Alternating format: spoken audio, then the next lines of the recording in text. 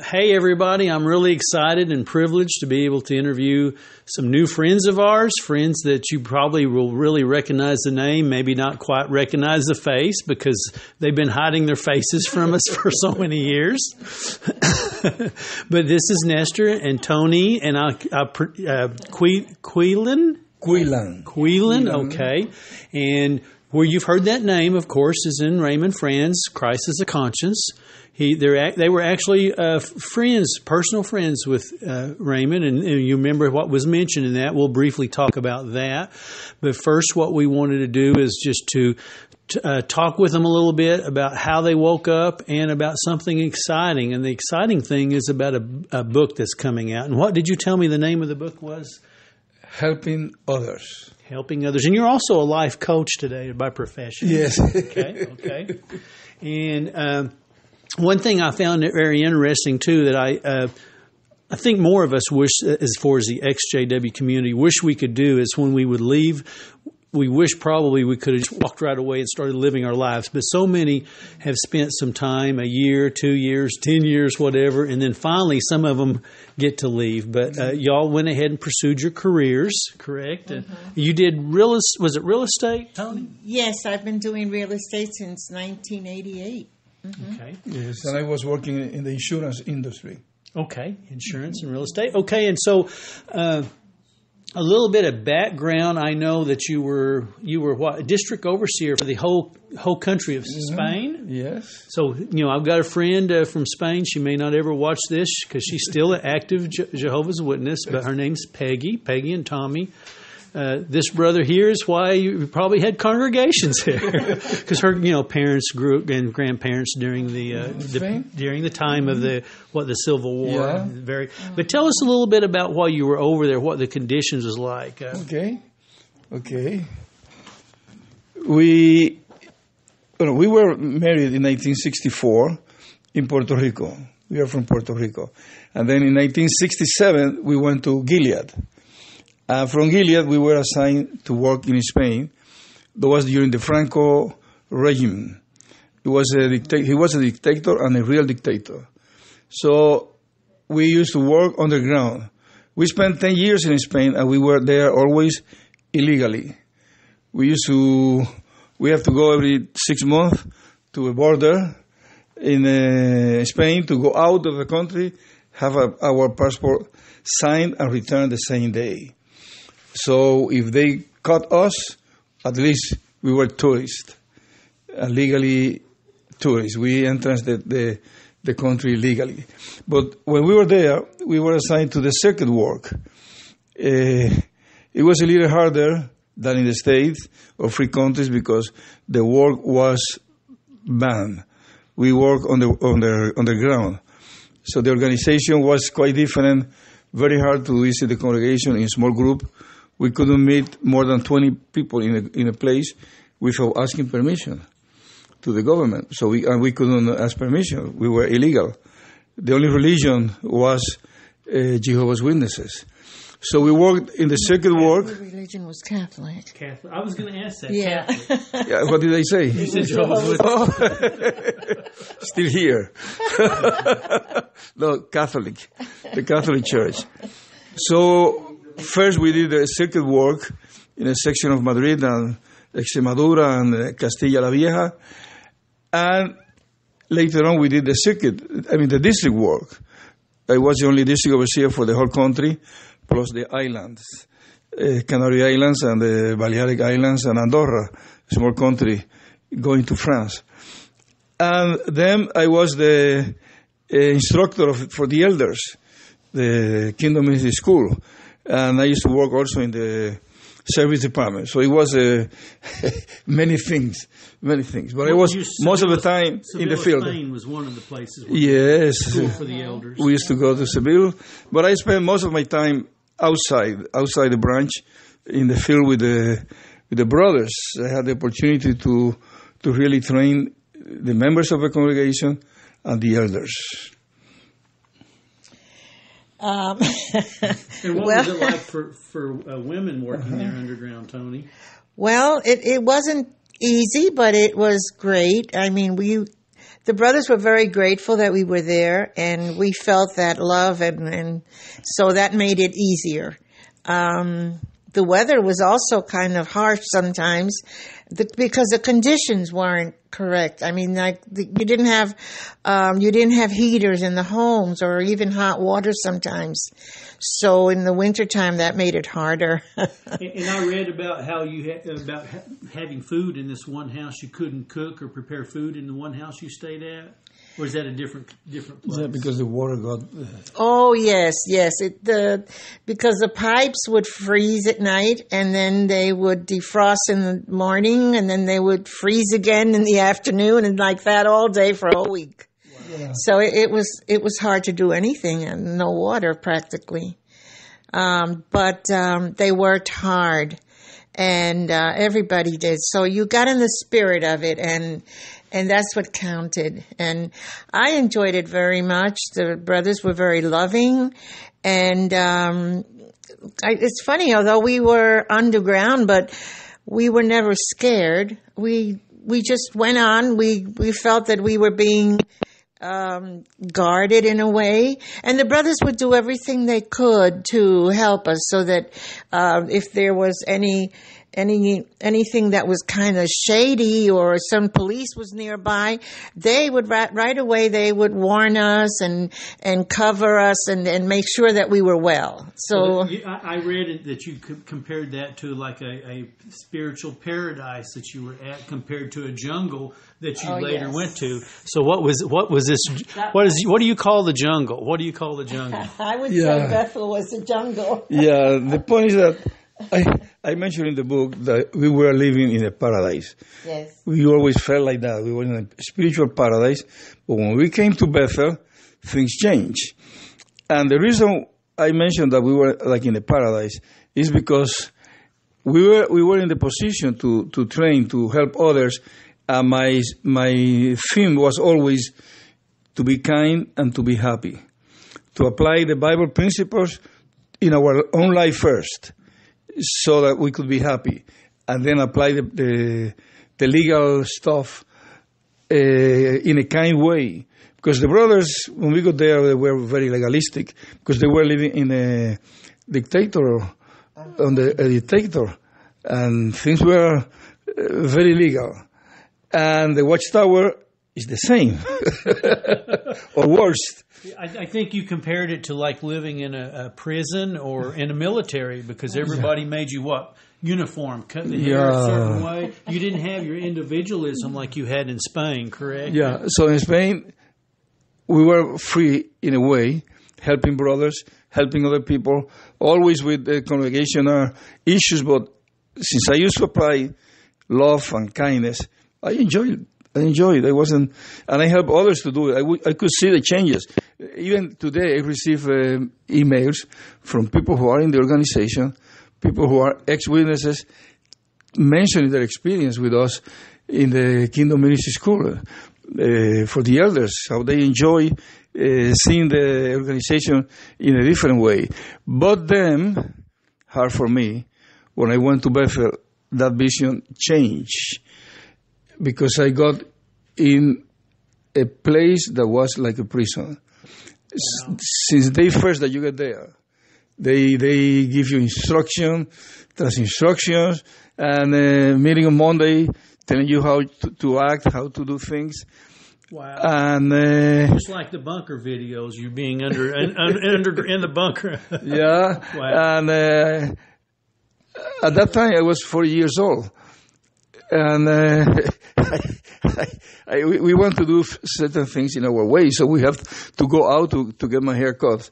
Because in Bethel, they used to give you a haircut, really bad ones, crew cuts, so everybody looks the same. Same kind of clothes? No, not the same, but you have to wear, when you used to go out. And the people out around you. Yes, and we have to wear those white shirt with a tie. And even, I remember once that Tony and I were walking in the street, and we started fooling around. That's from Bethel. That's from Bethel. That's from Bethel. Because we were able to identify their personality. Uniformity. That's the word. That's the best word for me. Not unite, to use uniformity in Bethel. You have so if you had your choice today, if you were in the organization to serve in Russia with their band or in Bethel, which would you pick? Russia. I like liberty and freedom. And the thing is from what I remember reading about in the book, and everyone's will remember, is when you two were disfellowshipped. I want to talk a little bit briefly about the events that led up to that. First of all, y'all had went over and talked to just a visit, dinner, correct, with Raymond Franz, and because there are a couple others. And I will put this in place. Sure. Tell us. Anthony. Okay. Well, first, after 3 years in Bethel, I started seeing and thinking that the Holy Spirit was not there. I was convinced of that.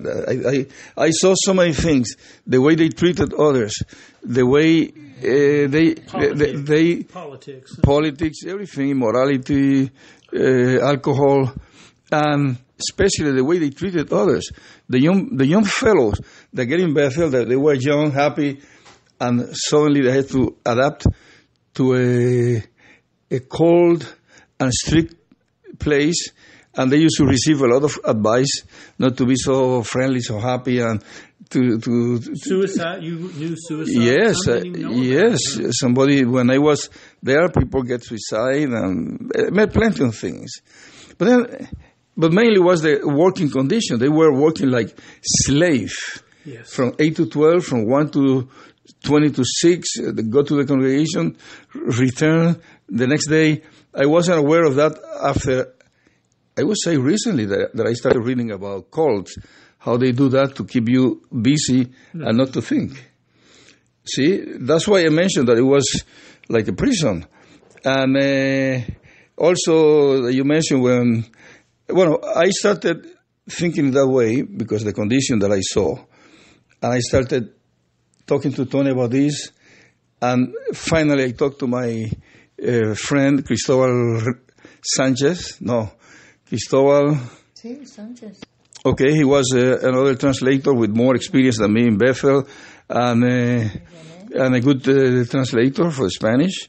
And I talked to him one day. I said, I don't think the Holy Spirit is in this place. I don't think so. And he told me, well, Nestor, if you want to talk about this, talk to René Vasquez. He has been talking with Raymond lately about some things that you may be interested in. So I called René, and René told me a few things. It was by phone, and I was talking in the same floor that I worked, in the 8th floor in the factory. So René told me, yes, Nestor, we have to get together and talk about this, because the teaching of the 144 is not like that. The remnant teaching, the 144,000, and the remnant, the faithful and discreet slave is not as they say. Say what? Because I always thought that was the main teaching, no? If you believe that, you're in the cult. If not, you're out. Yeah, you have to uniformity. You have to believe everything, whether you like it or not. You can't one thing doctrine you can't change. For those that's watching that don't know anything about Jehovah's Witnesses, you can't disagree with one thing, or you're our way or the highway, as they say. But the reason why they are able to do that is because once you believe that there is a faithful and discreet slave on earth that is dispensing, giving the food at the right time from God, then you believe it. What they say comes from God. So I was shocked, and it makes sense to me immediately. That information hit me. And then I called Raymond, and we spoke several times by phone. He gave me some good arguments, some scripture to think about. And I mentioned to Tony, this is it. I don't like this. And Tony said, okay, I don't like it neither. Because we discussed it. But you were planning on just fading, right? Yes. Not to publicly, but because you had family. You had your mom and Tony dad explained and that. Your dad. Yeah. And I also had certain incidents that I was not happy where I was working. Because some people, I don't know, they get like paranoia. And I noticed a lot of the women would come by, they would talk to me about how they felt. They wanted to have a family. They wanted to be normal. And they felt that that Bethel was anything but normal, especially for women, because we don't count, even no matter what you did or how smart you were. It was always under a man's command. And so they always got all the attention, and the women were just there to please the men, I guess. For the men lots of times. Yes. So I told my husband that I was not happy and I really wanted to leave. And we had already decided that, and we had put in our resignation at Bethel. We were going to leave within a month's time, something like that. You're still doing your job? Yes, we were doing our job. Not doing anything wrong or immoral or anything. No. So many of our friends, that happened too. Right. And then we took vacation. After Nestor spoke with Ray, we took a 2-week vacation that we had coming to us. So before we left, we said, might as well take it. And we discussed a lot what Raymond had explained to us and what we saw in the Bible. And we were both convinced at the same time. So we said, well, we don't want to harm anybody. We don't want to do anything drastic, but it's better if we leave and then we fade away. And that would have been, that's the way we. Mom and dad both Jehovah's Yes. My parents, my dad was a circuit overseer. And at that time, he was a special pioneer in Georgia. And they were very gung-ho with the congregation. And my brother, too. And so we didn't want to just cut off with them. So that's why we thought, let's just fade away and then just be happy our way. And we thought of going back to Spain, but we didn't have money to do that. So we decided to go back to Puerto Rico. You had positions in Puerto Rico, too, didn't you, in the society there? Well, when we were in Puerto Rico, when we were in Puerto Rico, I was a special pioneer and a congregation servant in a small congregation that we were sent to help. So you had a lot of friends in Puerto Rico? Oh, yes, many people. Before I met Nestor, I was a special pioneer, and I started a congregation in a little town called Comerillo. Yeah. So, we had a lot of friends. They don't know what special pioneers are. I grew up having some good... Like mothers to me, spiritual moms and dads that were special pioneers, and they're special. Matter of fact, I've still got some that's still in it. Matter of fact, one of them is his name Eddie. I said, I sure hope you don't get fired with them laying off all the special pioneers. And he's living in a little apartment house behind the Kingdom Hall, and he said, I don't know what they'd do if they keep. I don't have no place to go. I just guess I'll have to lay down and die. You know, because he's elderly now and everything, too. I don't know. I never asked either, how it was in the States. But in Puerto Rico, we used to get $32.50 a month. Yeah. And you expect to buy your clothing and everything else out of that. We paid rent $15. Yeah. And we were lucky that we would go out in the country and people would give us fruits and eggs and things like that. And we exchanged them for the magazines. And that's how we could get along in a way. And then I'd always remember this one man who had a grocery store. And he took a liking to us, although he didn't want to be a Jehovah's Witness. But he would always tell us, you buy here with or without money. Don't worry about it. Because they knew what our situation was. Mm-hmm. So it's always been hard to be a pioneer. Right. Mm-hmm. So the point is that, yes, in Puerto Rico, as a matter of fact, everybody knew us because in one of the international district assemblies, I gave the public talk. And we have a name there because being from a small country and being missionaries in Spain with all those titles. That's the whole issue because everybody knew you, everybody looked up to you, everybody respected you. Mm-hmm. They would not let you fade. And when I say that, a watchtower, they wanted to make an example out of you too. Mm-hmm. And how they made an example when I read the story, it just how they come in like an army, wasn't it? Just all at once and talk down to you and belittled you and. Well, that's something that I want to tell. The day when we returned to Bethel, we were not the same people anymore. Mentally, internally. We knew we were going to leave. We had already planned that we were going to leave and fade. But something happened. One morning, we got to the job, and they came a group of 7 men. 7 men. Walking fast and got into Cristobal's office that was next to me, my left. And they invited them to go to a small room for an interview. I thought immediately, something is wrong. Because Cristobal spoke with others about those ideas. And those people called Bethel, but he didn't know, neither me. So they interviewed him and his wife. At the end of the meeting, they came walking in, and I thought, something, I have to talk to him about. And suddenly they came to my office, invited me and Tony. Well, I think you're too kind using the word invite. I think it's more demanded. Yeah, demanded. Yeah, you are right. Demanded us.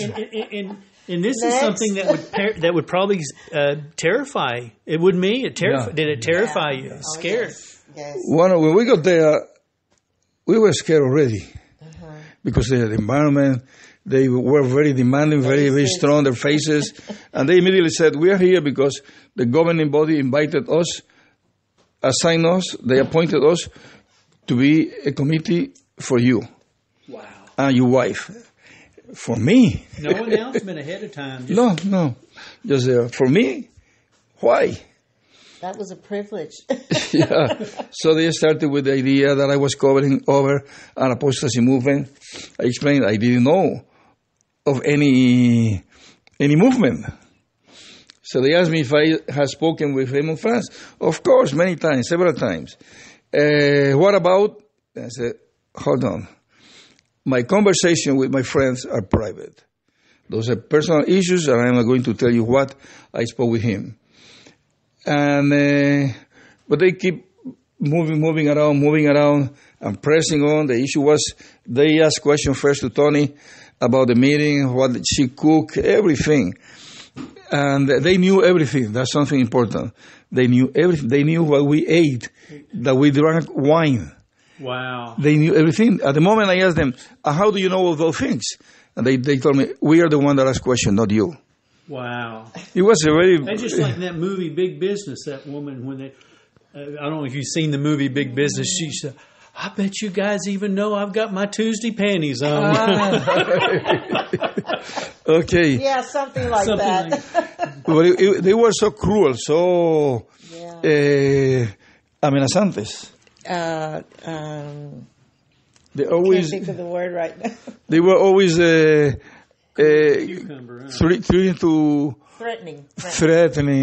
You're going to be his fellows. You're going to be this and this. And one guy, I remember you mentioned in a previous interview, you said he sat up on the chair with his foot on the desk with his foot on the chair to be higher than you. Yes, like Gestapo was a so and that's a tactic. I mean, I being in business, I've went into some high priced attorneys, and I've been in places where the client sits down at a chair lower and the attorney sits higher, and that's all to do something with the mind. Yes. But the point is that I was scared, I have to say. I was there sitting with them, and always the same issue, again and again and again. I asked them, I mentioned to them several times, if you want to know what he believes, talk to him. Ask him. If you want to know what I believe, ask me. But they never asked me. They didn't care about what you believe. No, they wanted to. They were after me. Yeah. So that continued for a week. Every morning. No, every afternoon. They used to get me there. After the second time I mentioned, don't bring Tony anymore here. Because it was hard for her. Now, when all this happened, was this after Raymond had left? Yeah, he was. No. He was still there. Yeah. He was on vacation. He was on vacation. But he was still a member of the governing body. Yes. Okay.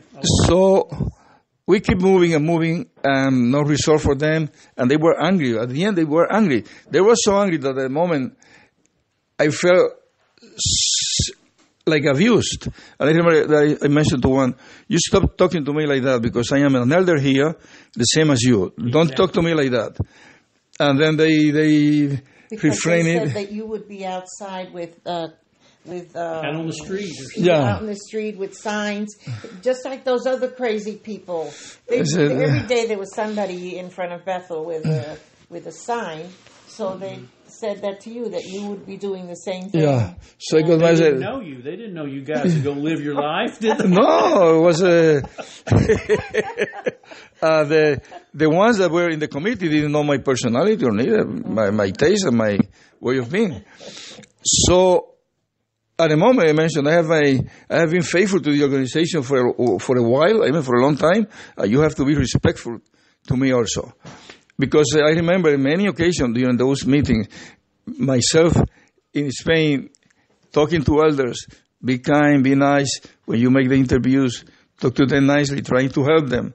And there I am myself with those people. End of the stick, but not treated the same. No. So I remember the Thursday night, I called Raymond.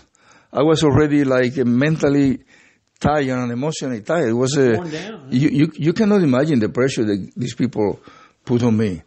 So on Thursday night, I called Raymond Franz. I had his number.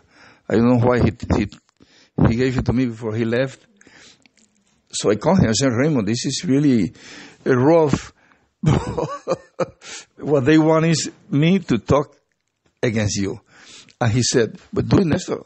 Don't worry. They know what I believe. Talk to them. Don't keep undergoing that.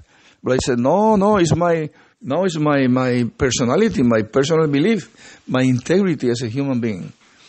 I can't talk about my conversation with friends. If I talk to them about those conversations, then I will feel bad because I will be losing my sense of integrity and dignity. You're a good man, Nestor. My integrity. You remind me so much of another translator from Watchtower. I'm not going to name his last name, but I mentioned him earlier to you. His first name is Ross. He is a circuit overseer later in the Spanish circuits. But I called him after my trip to see my daughter recently, thinking, maybe he could be a mediator and talk to her if she won't talk to us. But I told him, I said, I've never been disfellowshipped, Ross. I hope that maybe you'll still talk to me even if it's in private, if my name ever gets publicly announced. And I was shocked. You know what he said? He said, no, Randy, I won't do it in private. Love does not go in private. I will talk to you in public. I mean, here he's an active Jehovah's Witness now, but he's a man of integrity like you, and that's how he felt. As a matter of fact, I remember so much because I was talking about to him a dear sister that was Special Pioneer that was very bad straits. She was literally freezing to death in the wintertime and in the summer. I mean, little 10-foot long travel trailers.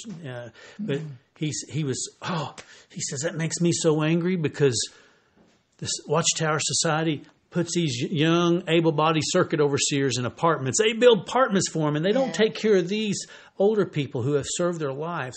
And he could say that because, like you, he was a circuit overseer. I couldn't say anything like that because it looked like I'm just grumbling. But he could say that. So, you're a good man. You're a good man, Nestor. Thank you. You're a good woman, too. Thank you. So on Friday afternoon, we got there again. And they always call Christopher first. And then Christopher passed by. And I think he made a sign like, giving me a message. But then they came immediately after me. We went there. This time they were more like sad. And they again asked me if I want to cooperate. They were giving me the last opportunity to be obedient to the governing body, that they were acting in their behalf. They already had their mind made up. Yeah. So at the end of the meeting, they said, okay, then you are disfellowship. I remember asking, disfellowship, man? It's like everything for me. Disfellowship. Why? I am not aware of committing any sin, anything against Jehovah. Said, but you are disfellowship because you are covering over an apostasy movement. If you get repentant, you can appeal of this decision. And then I said, okay, then I appeal. So that night, I went to the room. I mean, we went to the room. You can imagine how we felt. So many years serving what we thought it was serving Jehovah and his organization, and now I am out for nothing. Because I never made any mistake in my mind. I mean, I was not aware of doing anything wrong. So I made a simple note, that I want to appeal. No, I am not sure now if they told me to leave it to them before I left, before I leave. The point is that at that night, I received a letter that I was in fellowship, and now listen to this. There was this fellowship me for covering over an apostasy movement. And the letter was signed by the governing body. The governing body is fellowship me. And then they mentioned that if I ever get repented and I wanted to return to the organization, I had to write directly to them, not to a congregation.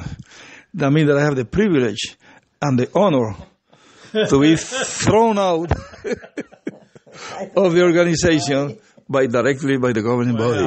That means that Jehovah did it through them. That also means you can't go back because they're not alive anymore. Well, you know, the thing is, for those people who might be not Jehovah's Witnesses or newly becoming Jehovah's Witnesses, this just shows you're not allowed to be a private person. You're not allowed to keep things private, confidential. You're not allowed to even have a different opinion on a doctrine or anything. You've got to, when they say jump, how high, you know. Yeah, that's how it is. Yeah. The point is that night we want to celebrate this fellowship, man. We were happy that they did for us what we were not able to do at the beginning. So I think that I couldn't stand to be going again to a Kingdom Hall. Mm-hmm. But they did fellowship us, and we thought it was a favor that they made to us, and we went to a Spanish restaurant to eat paella that night. Chris and Norma? We were the four of us, and we went there, and we ate paella, and we drank some wine, and we returned, and then we packed to go. But then, that same night, I remember telling Tony, we are out. We are not going to be satellites at the organization.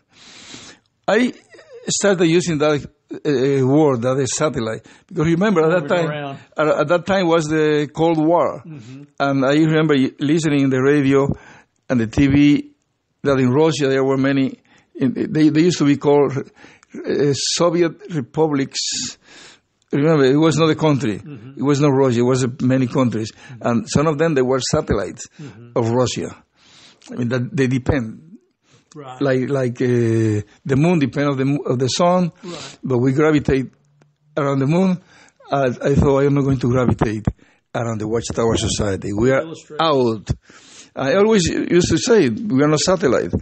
So when we left, you want me to tell you what we did? Yes, please. I'd like to move on. I'd also like to. I hate to ask the sad question, but now we're getting to the sad part too. But you go ahead with what you were going to say. But then I'd like to hear what your father-in-law said to you, or from either you or Tony, either one. Okay. But go ahead and tell what you were going to say first, what y'all did. We left, and when we left. We put aside behind us all the organization, all the Watchtower. We got rid of Gilead diplomas, letter from the society, whatever. Pictures. We eliminate all those things. Even we used a big Bible in Gilead. It doesn't weight you down anymore. No. I got rid of those things, and we went to Puerto Rico without baggage. When the day after we were disfellowshipped, we went downstairs with our stuff. My sister came to pick us up. She lived in Long Island, her and her husband, and she was not a witness. She'd never been.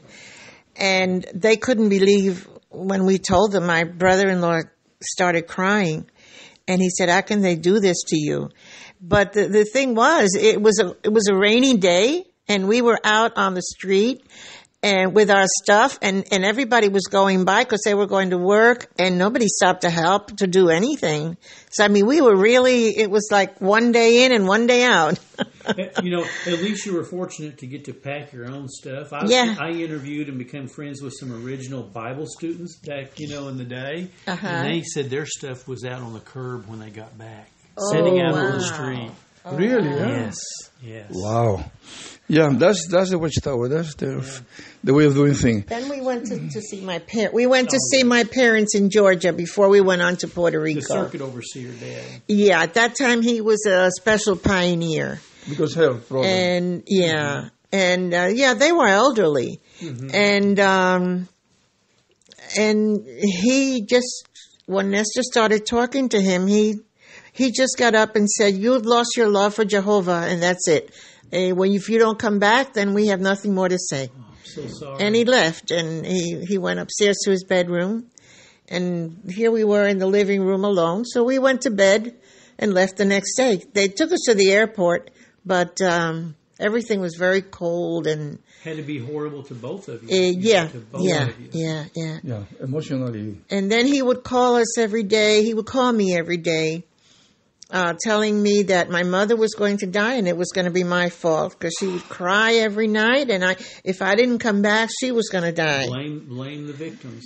So I tried to be nice to him, and I said, I'm really very sorry, but I can't live my mother's life, and I can't live your life. This is my life, and I have to live it my way. And you have to understand that too. I said, so whatever I can do, you let me know, but not go back to that organization. I don't want to go back there. So then for the next 30 years, it was maybe once, twice a year they would call me, especially for my anniversary. I don't know why, but for my anniversary, they would call or send me a little gift, and I would send them when they had their anniversary. But it was always a very cold situation, very indifferent. Well, they were victims of Stockholm syndrome. Yes. They still loved you. Yes. Out of fear, they just couldn't do it. They were very loyal to the order. He passed away, yeah. And then my mother got very sick, and I'm sorry. My sister-in-law couldn't have her any longer. She was staying with your sister-in-law. With my sister-in-law, yeah. And then my sister-in-law couldn't have her any longer, so she had nowhere else to go. She was a Jehovah's Witness, your sister-in-law. Yes, yes. My sister then went to get my mother, but my sister was very sick. So she finally had to come and live with us, but not before she had to go to the branch office and find out if she could live with us. She had to get their sanction. Their yes, and she was scared. So they asked her, "Do you have anyone else to go to live with?" She said no.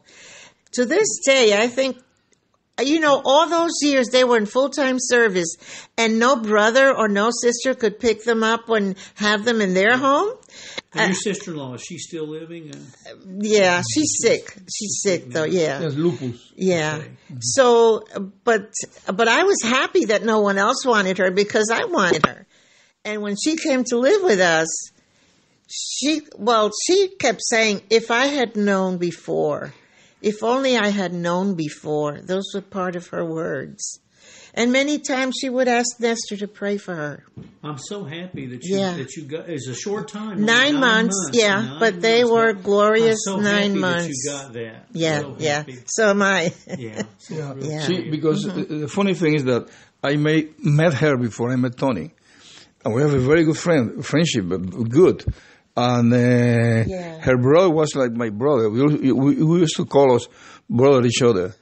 And she suffered and I suffer. I mean, we both suffer. But then she realized that what she has heard wasn't true, that we were normal people living together very happily. You didn't have horns coming. No. Even the witnesses that would go visit her when she was sick, they couldn't get over how nice we were to them. And they would ask us, "When are you coming back?" And of course we would say, "No, don't depend on that." Yeah. You want me to keep talking about what happened to her and us? Go ahead. Okay. It's very interesting because it was very good for us. She fell down at home, and she needed a hip replacement. So I told her, "You don't have to worry about anything. I will protect you, and I will follow your instructions. Remember that they used to have a letter or a card about not using the blood. I'm going to respect your ideas, and I will talk to them. Don't worry. And she said, no, because there is a committee in the branch that they will come. She said, you don't worry, I don't need any committee. We will talk. So we went to the hospital. There was the issue because they were going to do the operation, and I went to talk to the brothers from the branch. The committee came. I knew all of them, and they knew me. They knew us from the time that I used to be a special pioneer there, and they were very nice, very respectful. And one of them said he was going to talk to the doctor, and then I said, no, please, don't do it. I do it, and you don't have to worry. We are going to respect her, but we do the things our way. And they respected it. I didn't want them to take the lead.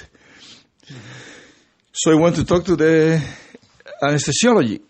And he said, because I started talking to him about her, said, but I am not a witness. I am not a witness. Don't worry about that. And he said, I am so happy that they didn't come because they start using the Bible and those things. I am not going to, I don't need to use blood. Don't worry. Okay. No need for the blood. Be relaxed about that. But he said, she has to sign, not you, because she's her daughter. So no problem with that. And we need an affidavit from a lawyer. So we returned to the room. We mentioned that to her, and the brothers were still there. They said, "No, we have a lawyer that can do it." But let Tony talk about it. Yeah, because the lawyer said, well, you're not related directly. He told me that, yeah. So, but he got kind of a little nasty about it. So I said, look, I'm a realtor. I have my own business, and I have plenty of lawyers that would be more than happy to help me with this. So I don't need you. Thank you. That was it. I bet their mouth dropped open. She was mad. She got mad, yeah. Because he didn't want to talk to me anymore. Yeah. I was not related to her. So everything went fine, and she was so happy.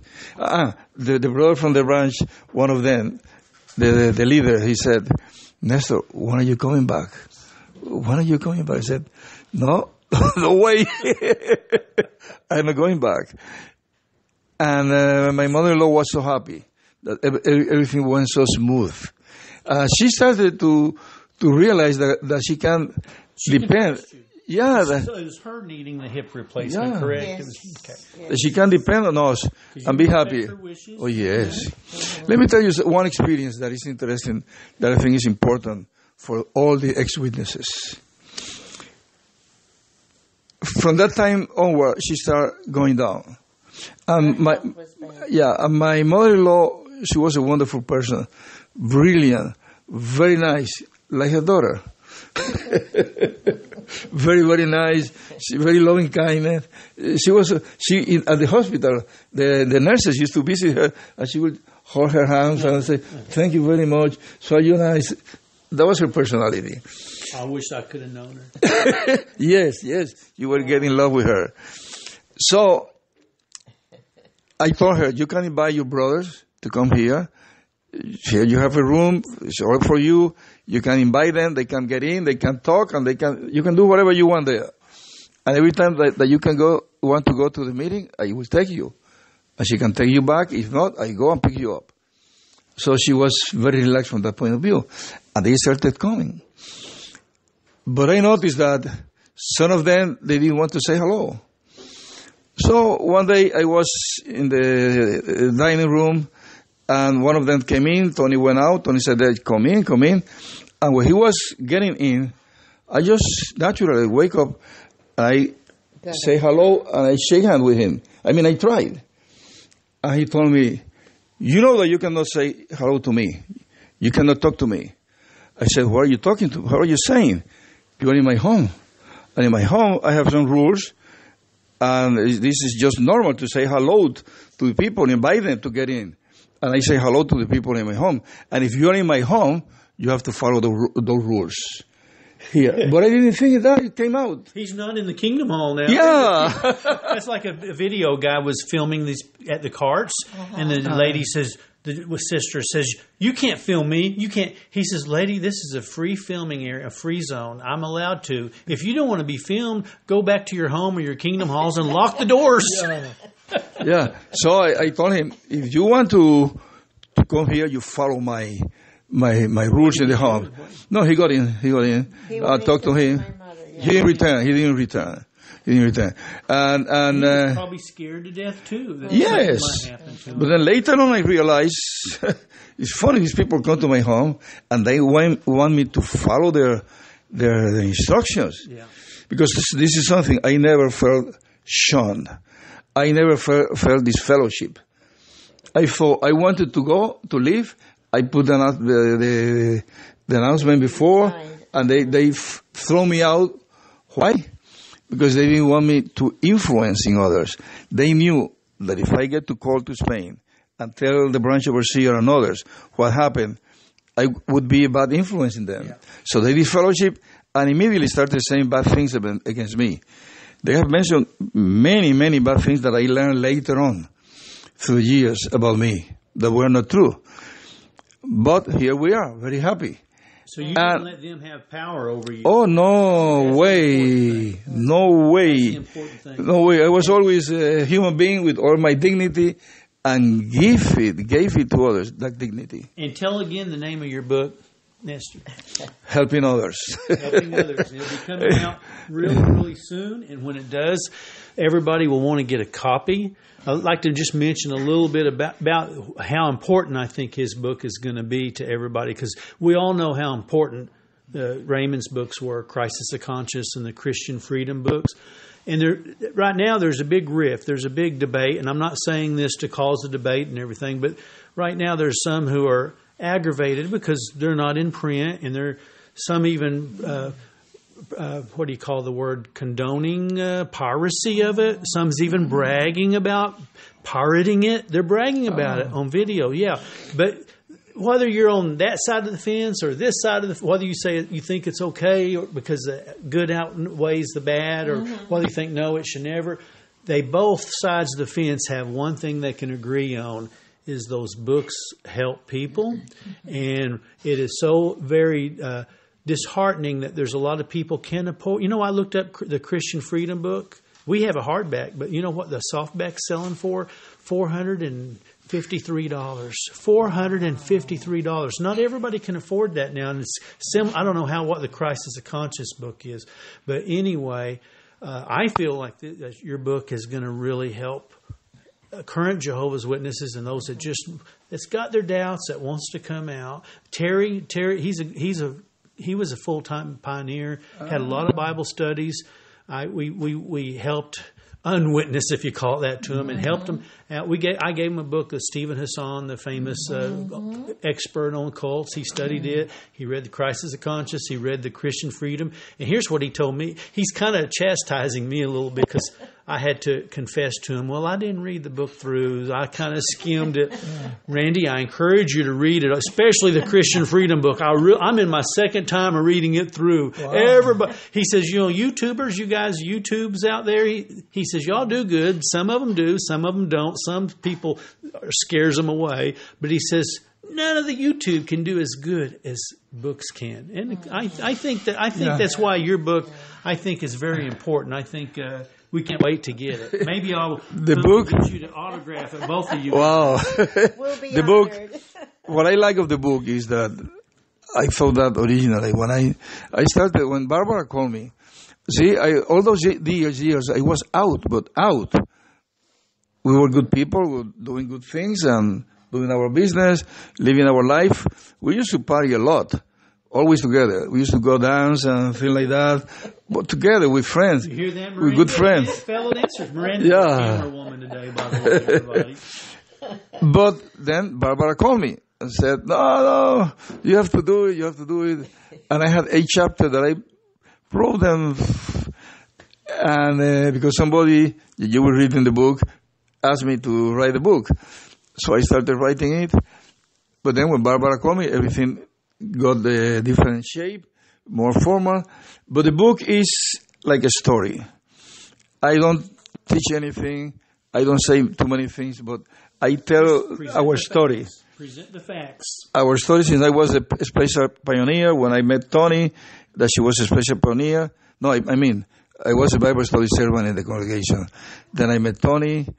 I became a special pioneer. We kept together. We went to Gilead. And through the stories, people can see what kind of organization they have. Because I make some good stories there. The sacrifice that the people made in Spain to satisfy the watchtower. That was terrible. Their sacrifices. And then in Gilead, then in Bethel. So the people can see by themselves. Those stories are true. I mean, that's what is going on there constantly. Mm-hmm. And now it's worse, I understand. Right? Now it's worse. So people can see and they can decide. Well, thank you so much, Nestor and Tony. And is it okay if we get back and do another short video again? It would be my pleasure. Well, thank you. Thank you so much. Yeah. And we'll see everybody later. Bye-bye. Bye-bye.